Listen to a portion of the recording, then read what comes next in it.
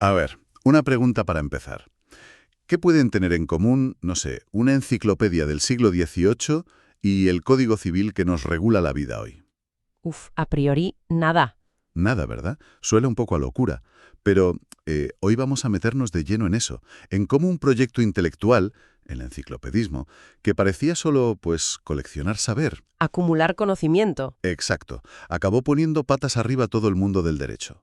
Hemos estado buceando en un ensayo histórico jurídico que es una auténtica pasada y que, bueno, ata todos estos cabos. La verdad es que sí. Y el objetivo que nos marcamos hoy es desgranar esa idea. O sea, cómo esa obsesión por clasificarlo todo, por ordenarlo, por hacerlo fácil, se convirtió en la semilla de nuestros códigos modernos. De la idea misma del derecho como sistema. Eso es. Básicamente, ver cómo pasamos de una jungla de leyes a una especie de mapa conceptual que además tiene fuerza de ley. Totalmente. Y para pillar la magnitud de esto hay que plantarse en el siglo XVIII, en pleno siglo de las luces. La palabra clave es razón. Todo se empieza a cuestionar.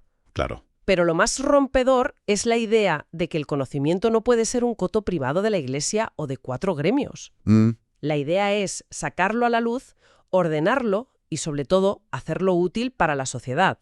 Y eso, que parece muy académico, era una bomba política. ¿Por qué? Porque ordenar el saber era una forma de cuestionar el poder establecido. Quien decide qué es importante y cómo se clasifica, en el fondo, está decidiendo cómo se organiza el mundo. O sea que no era solo hacer una Wikipedia en papel, era una declaración de intenciones en toda regla. Ordenar el saber para reordenar el poder. Me quedo con eso. Es que es la frase clave. Y para darnos cuenta del terremoto que supuso, tenemos que ver el panorama de antes. El ensayo lo llama, y me parece genial, una selva normativa. Sí. Un caos absoluto. Es que era un caos, literalmente. No había un sistema.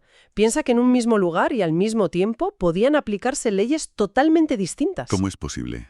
Pues mira, por un lado tenías los privilegios de la nobleza, que iban por su cuenta.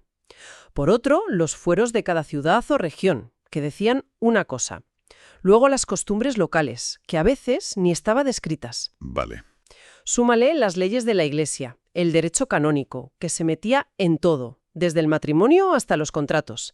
Y por encima, los decretos del rey que se iban acumulando sin orden ni concierto. Un lío monumental. Vamos, un ejemplo práctico de ese caos. Algo que hoy nos parecería demencial. Pues imagínate ser un comerciante del 18. Querías vender lana de una región a otra, dentro del mismo país. ¿Vale? Puede que la ley de tu ciudad te permitiera venderla sin impuestos, pero a 20 kilómetros la ley del señor feudal de turno te obligaba a pagar un arancel altísimo. Ya. Y para colmo, una costumbre local decía que solo los miembros del gremio de tejedores de esa zona podían transportarla. Y si había una disputa, el tribunal de la Iglesia podía decir que tu contrato era inválido por haberse firmado en un día festivo. Madre mía, 3 normas contradictorias para una misma acción. Una locura. Una locura total. Imposible saber a qué atenerse, y me imagino que eso tenía consecuencias muy reales para la gente. No es solo un desorden teórico. Claro, las consecuencias eran brutales. Primero, el derecho era inaccesible. Nadie, excepto un puñado de juristas especializados, entendía nada. Y carísimo, supongo. Carísimo. El único que podía navegar esa selva era un abogado que te cobraba una fortuna. Segundo, era profundamente desigual. No había un todos somos iguales ante la ley. Había una ley para cada uno. Exacto, una ley para cada estamento. Y tercero, y esto es clave, se basaba en la tradición, en el siempre se ha hecho así. No había un porqué racional, solo el peso de la historia. Entiendo. Por eso, meterle mano a ese desorden no era un ajuste técnico, era un ataque directo al corazón del antiguo régimen. Vale, el escenario es desolador. Una auténtica jungla legal. Y en medio de todo esto aparecen Diderot, D'Alembert y compañía en Francia y dicen, vamos a meter todo el conocimiento humano en libros por orden alfabético. La famosa enciclopedia. Sí. A primera vista no parece tener nada que ver con el derecho. Exacto. Pero ahí está la clave. El enciclopedismo no fue un proyecto jurídico, fue un proyecto cultural, filosófico, que lo cambió todo.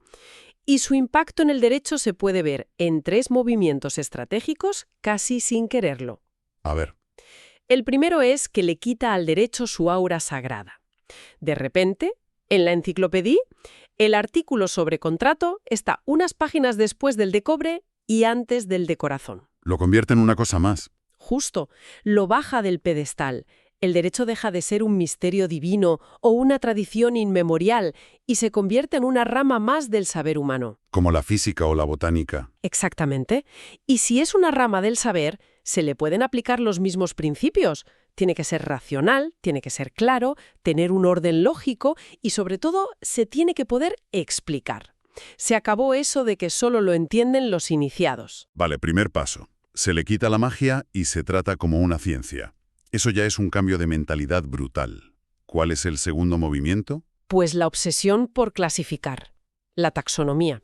Los enciclopedistas eran maniáticos del orden. Igual que Linneo clasificaba las plantas, ellos querían clasificar las ideas. Ya. Y esa mentalidad se contagia al derecho.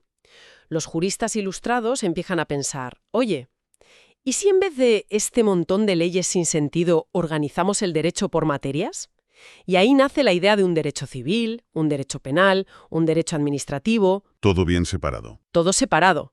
Y dentro de cada rama se empiezan a definir los conceptos como si fueran entradas de un diccionario. ¿Qué es la propiedad?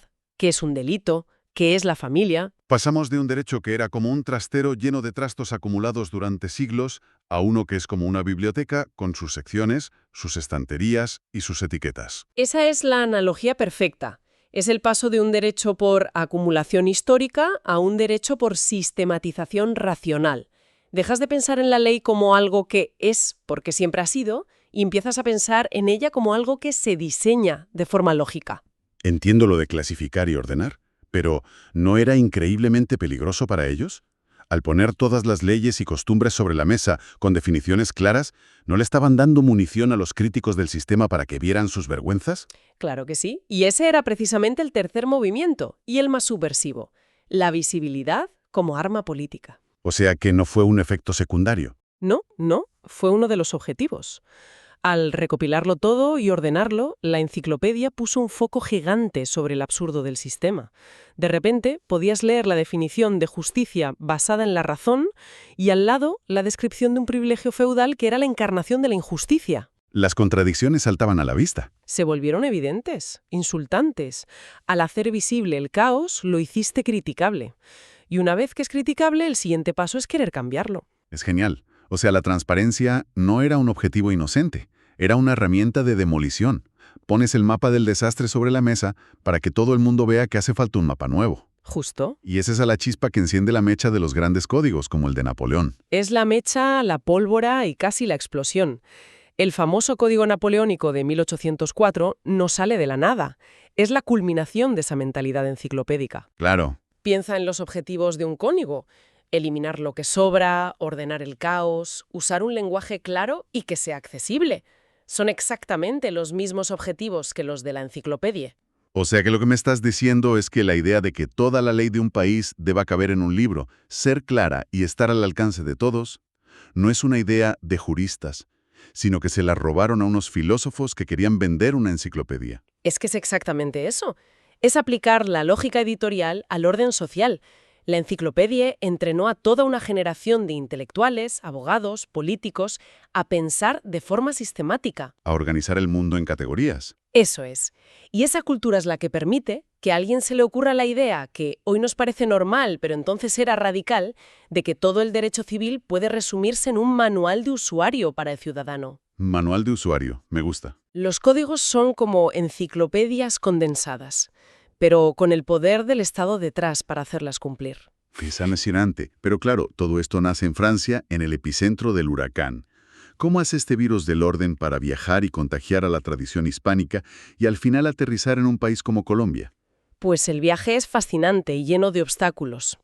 A España, como te puedes imaginar, estas ideas llegan tarde y mal. La Inquisición no estaría muy contenta. No, para nada. La monarquía y la Inquisición no estaban para muchas bromas con libros franceses. Pero las ideas se filtran, llegan de contrabando y calan en una minoría de élites ilustradas, como jovellanos, que ya estaban hartas del caos de fueros y privilegios. Y empiezan a soñar con un código único. Exacto. Y de España, el salto a América, supongo que con las guerras de independencia. Ahí es. Para las nuevas repúblicas que nacen en el siglo XIX, estas ideas son oxígeno puro. Los líderes de la independencia, como Bolívar o Santander, habían leído a los ilustrados franceses. Claro, era su modelo. Para ellos, crear un país nuevo significaba hacer borrón y cuenta nueva con el caos legal de la colonia. ¿Y cuál es la herramienta perfecta para crear un orden nuevo desde cero? Una constitución clara y unos códigos ordenados. La codificación como símbolo de modernidad. Y de ruptura con el pasado. Y en el caso específico de Colombia, ¿cómo se materializa todo esto? En Colombia el legado llega por varias vías, pero sobre todo a través del prestigio del modelo francés y napoleónico. La figura clave para toda América Latina fue Andrés Bello, Me suena, claro. un jurista y humanista venezolano-chileno que redactó un código civil para Chile que era una obra maestra de claridad y sistema. Y ese código fue tan bueno que se convirtió en el modelo que inspiró a muchísimos países, y Colombia lo adoptó con algunas modificaciones. O sea que el Código Civil colombiano es como un nieto intelectual de la enciclopedia. Totalmente. Pero el impacto va mucho más allá. Piensa en cómo se estudia derecho hoy en una universidad. Con manuales, sí. Con manuales, con tratados que dividen el saber en partes, parte general, obligaciones, contratos. Esa estructura es herencia directa de la mentalidad enciclopédica. O piensa en la propia justicia, organizada por jurisdicciones, civil, penal. Todo compartimentado. Exacto. Y hasta la Constitución de 1991, que es un documento muy sistemático, que organiza el Estado en bloques temáticos. Toda nuestra forma de ver el derecho como un sistema que se puede mapear es una herencia directa de esa revolución. Vale, me queda clarísimo el dibujo. Suena todo genial. Orden, claridad, igualdad ante la ley. Pero la vida real es un caos. Es compleja, está llena de grises. ¿No es una trampa un poco peligrosa esa de intentar meter toda la complejidad de la sociedad en un libro, por muy bien ordenado que esté? Es la pregunta del millón. Y es donde hay que ponerle un pero a todo este modelo. Las ventajas son innegables. Son las conquistas de la modernidad jurídica. Nadie quiere volver a la selva. Nadie. Pero los riesgos son igual de importantes, y hoy los vemos muy claros. El primero es lo que podríamos llamar la ilusión de completitud. La fantasía de que el mapa es el territorio. Exactamente. Creer que un código puede preverlo todo, que puede capturar toda la realidad social. Y eso es imposible. La vida siempre va por delante de la ley, siempre crea situaciones nuevas que no encajan. El segundo riesgo, supongo, será el exceso de racionalismo. Sí. A veces, la obsesión por la coherencia lógica del sistema hace que el derecho se vuelva ciego a los conflictos sociales reales, a las desigualdades de poder que hay debajo de un contrato aparentemente perfecto. O a contextos culturales distintos. Ahí has dado en el clavo. Ese es el tercer riesgo, el de la homogeneización. El modelo del código crea un derecho universal para un ciudadano abstracto, ignorando las particularidades. Claro. Hoy en día eso choca frontalmente con el reconocimiento del pluralismo jurídico. Por ejemplo, el derecho propio de las comunidades indígenas, con sus propias formas de resolver conflictos, no encaja fácilmente en la lógica de un código civil. El modelo ilustrado, en su afán por unificar, a veces aplasta la diversidad. Exacto. Queda claro que no es una herencia sin sus sombras. Hemos hecho un viaje increíble, desde el sueño casi megalómano de unos filósofos de meter el mundo en un libro, hasta la estructura de las leyes que nos aplican hoy. La conclusión es esa. El enciclopedismo es parte del ADN de nuestro derecho. Sin esa fiebre por el orden, la claridad y el sistema, la idea de un derecho codificado, racional y, en teoría, accesible para todos habría sido impensable. Una revolución silenciosa. Sí. Una que cambió las reglas del juego para siempre. Pues para terminar, escuchando todo esto, me viene a la cabeza una última idea, un poco provocadora si quieres. El proyecto de la Ilustración era crear un mapa claro del saber para luchar contra el caos de esa selva normativa. Sí, contra la oscuridad. Exacto. Hoy, en la era digital, tenemos acceso a una especie de metaenciclopedia jurídica infinita en Internet. Leyes, sentencias, artículos, blogs, de todo. A un clic, sí. La pregunta que me hago es si no hemos dado la vuelta completa y hemos llegado al punto opuesto. Ya no luchamos contra la falta de información, sino contra un tsunami de información tan bestia que el mapa del derecho vuelve a ser, paradójicamente, ilegible para el ciudadano de a pie. Hemos cambiado una selva de leyes por una selva de datos.